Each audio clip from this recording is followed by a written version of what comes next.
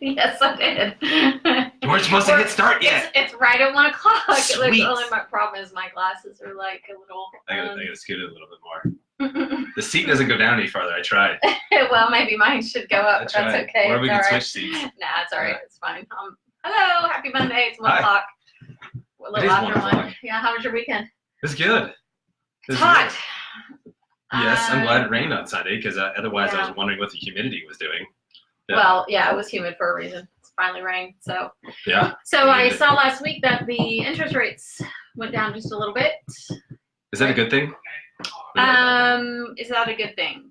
Yes, especially we talked a little bit about that last week, didn't we, or a week before, that if interest rates go down, if your interest rate on your mortgage goes down 0.5 point or more, it's a great time to refinance if you haven't done that. Nicholas talked last week about it being a good time to buy. Right. I actually had somebody ask about, was that what has been sustaining the Austin market? And I said, that's one factor. I mean, there's a lot of different factors. Why do we generalize things so much? What's my home worth? Well, I haven't seen it yet, Yeah. Right. And that's really general. We give you numbers all the time of, hey, here's how the market's doing. But, it's really, can't say it enough. It's hyper local. It is very local because what's going on in your neighborhood, what schools are there, what conveniences are there. Yeah. I mean, there's so many things that go into the value of your home. And you were just mentioning that you had unfortunately a referral that was a little bit under what the purchase price was. What ended up happening? The people bought it anyways. Right, because some of the value added. It was a cul-de-sac. It had a gorgeous pool and all of that. So can't give away too many details because the deal's not done yet.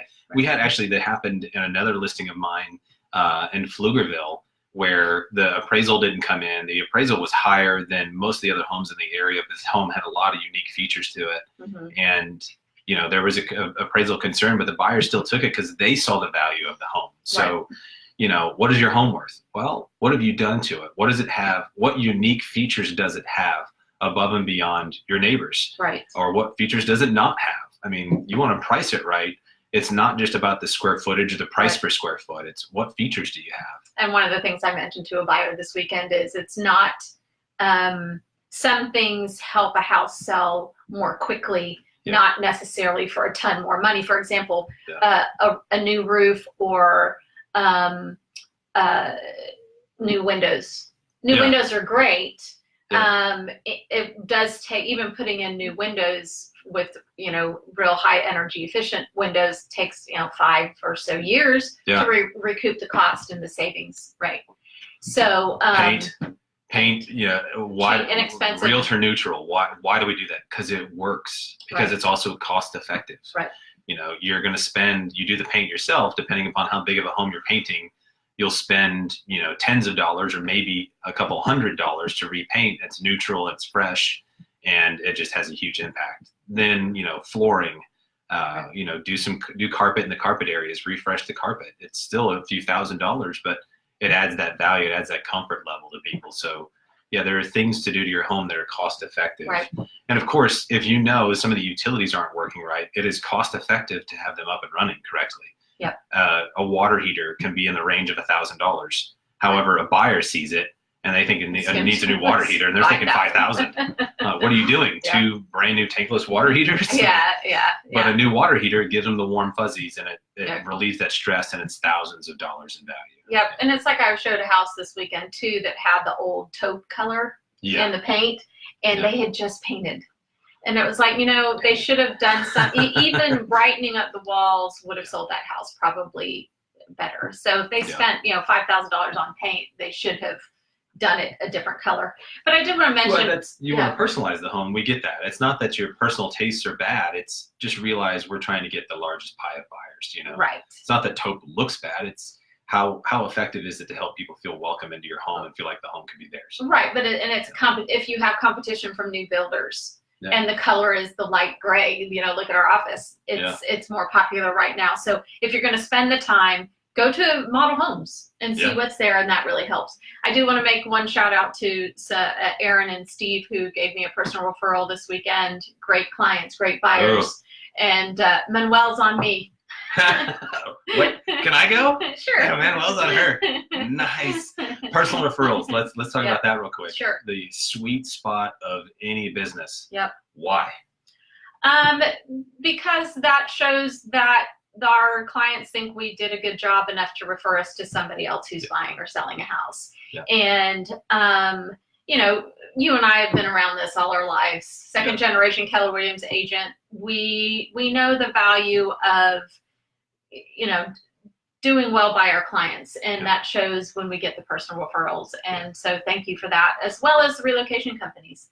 I saw somebody a few years back that said, you know, it was like a video they were sending to the new client that they had received that said, hey, somebody cared enough for you to get to the very best, and they referred you to me. I mean, at first it seemed a little boastful, but really what made sense was, hey, you were referred to me by a friend. That means I did a good enough job that they felt comfortable to send you to me.